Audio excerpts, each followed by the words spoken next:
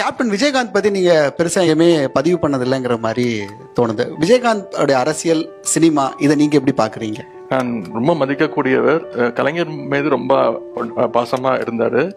எனக்கு ஸ்னோ போலிங்னு ஒன்று நடத்திட்டு இருந்தேன், 99 நினைக்கிறேன், போலிங் அலி. அப்போ வந்து கேப்டன் விஜயகாந்த் சார் தான் வந்து நடிகர் சங்க தலைவராக இருந்தார். அப்போ வந்து நாங்கள் வந்து ஒரு ஸ்டார் போலிங்னு ஒரு ஈவெண்ட் மாதிரி ஒன்று பண்ணலாம் அப்படின்னு சொல்லிட்டு, அப்போ நாங்கள் வந்து அதில் கலெக்ட் பண்ண ஸ்பான்சர்ஸ்லாம் வாங்கி அது கலெக்ட் பண்ண ஃபண்டை வந்து நடிகர் சங்கத்துக்கு நாங்கள் கொடுத்தோம் டொனேஷனாக.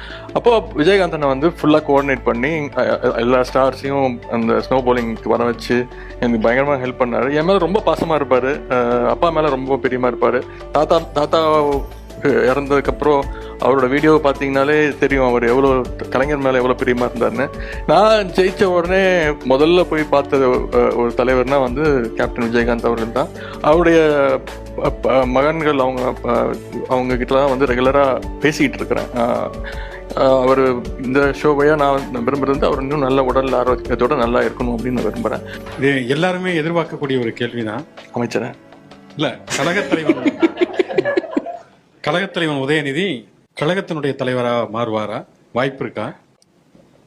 அதுக்கு நிறைய உழைப்பு தேவைப்படுது. இப்போதான் நான் இளைஞரணி செயலாளராக இருக்கேன். இப்போதான் 3 வருஷமா அந்த பணியில் ஈடுபட்டிருக்கேன். என்னால் சட்டமன்ற உறுப்பினராக இருக்கேன். கட்சியில் வந்து அப்படியே அதுவும் ஒன்றும் அப்பாயின்மெண்ட்லாம் பண்ண முடியாது. அதுக்குன்னு தேர்தல் இருக்கு, அது எல்லாராலையும் ஏற்றுக்கொள்ளப்படணும். அதுக்குன்னு தனியாக பெரிய ஒரு உழைப்பு இருக்கு.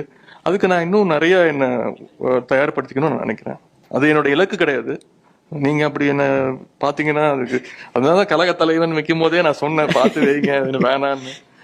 நிறைய டிராவல் பண்ணுவோம். அதுக்குதான் அமைச்சர் நீங்களே கேட்டனால அது நீங்களே சொல்லிடுங்க.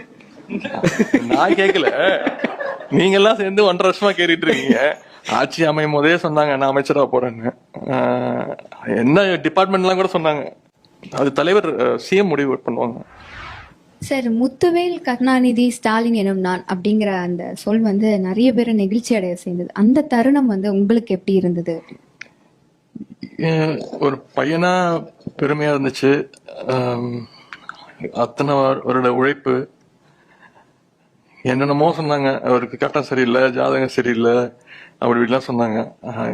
எல்லாருக்கும் எப்படி ஒரு பெரிய மகிழ்ச்சியா இருந்துச்சோ, ஒரு பெரிய கூஸ்பம் மொமெண்டா இருந்துச்சோ, அது மாதிரி எனக்கும் அந்த வீடியோல இருக்குமே, என்னால கண்ட்ரோல் பண்ண முடியாம இருந்தேன். அது இப்ப பார்க்கும்போது கூட எனக்கு ஒரு மாதிரி இருக்கும்.